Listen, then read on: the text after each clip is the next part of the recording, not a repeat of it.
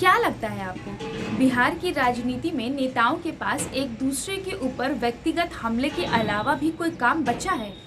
जिस तरीके से पक्ष और विपक्ष एक दूसरे को पटखनी देने में लगे हैं, मुझे लगता है इस बार का विधानसभा चुनाव भी यूं ही चला गया, क्योंकि विकास मुद्दा था, रोजगार मुद्दा था, लेकिन इस पर बात कम ही हो रहा है। नमस्कार, मेरा नाम निशा ओझा है और आप DTW24 न्यूज़ देख रहे हैं। लालू प्रसाद यादव के राज को जंगल राज कहा जाता है, तो अब लालू परिवार नीतीश कुमार के राज को महाजंगल राज कह रहा है। लेकिन कोई ये बात नहीं कर रहा है कि इस बार के विधानसभा चुनाव के बाद किस तरह से विकास होगा। कोई ये बात नहीं कर रहा है कि इस बार के युवा ने जिस तरह से बवाल किया था रोजगार के लिए, उनको रोजगार कैसे दिया जाएगा। कोई ये बात नहीं कर रहा है कि महिलाओं को सुरक्षा कैसे मिलेगा। कोई ये बात नहीं कर रहा है कि बिहार में कितने ही अलग अलग कॉलेजेस और स्कूल्स ओपन होंगे। बिहार में विकास कैसे होगा वो तो बाद की बात होगी। पहले पक्ष और विपक्ष को एक दूसरे से लड़ लेने देते हैं और इनकी बयानबाजी भी जान लेते हैं। तेजस्वी यादव ने आज सुबह नीतीश कुमार के ऊपर हमला किया है ट्वीट के जरिए।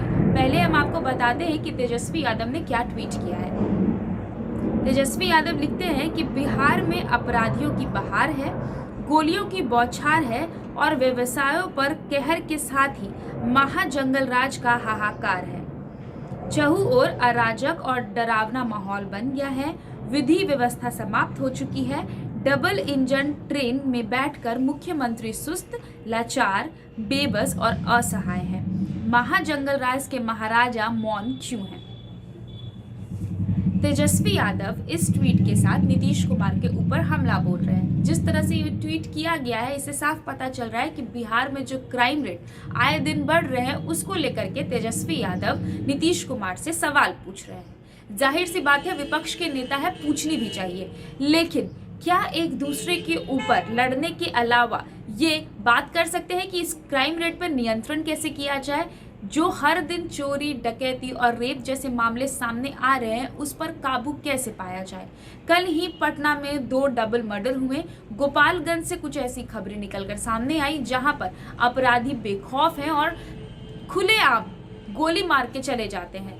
इन सब पर लगाम कैसे लगाया जाएगा, ये बात ना करके लगातार विपक्ष ये हमला कर रहा है, व्यक्तिगत हमला कर रहा है, तो वहीं नेता जो सत्ता पक्ष के नेता हैं वो भी कुछ कम नहीं है, वो भी लगातार व्यक्तिगत हमला कर रहे हैं। ऐसे में बिहार की जनता उम्मीद किससे करे कि ये जो आए दिन क्राइम रेट्स बढ़ रहे हैं, जो शिक्षा का जो ग्राफ है वो आए दिन नीचे गिर रहा है, ये कैसे सुधरेगा? क्योंकि यहाँ पर तो नेता और मंत्री एक दूसरे से लड़ने में बिजी हैं, एक दूसरे से लड़ने में व्यस्त है, व्यक्तिगत हमला करने में व्यस्त है।